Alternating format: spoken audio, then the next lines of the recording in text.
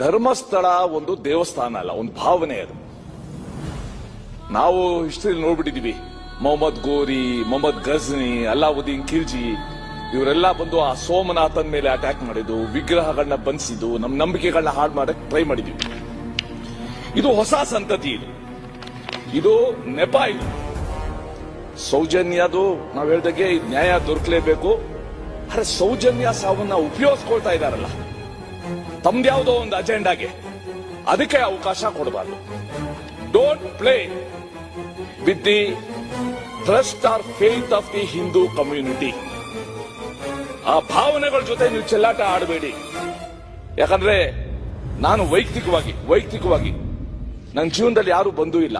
ನಂಗಿರೋದು ಒಬ್ಬನೇ ಒಬ್ಬ ಬಂಧು ಅಂತ ಅಂದ್ರೆ ಧರ್ಮಸ್ಥಳದ ಮಂಜುನಾಥ.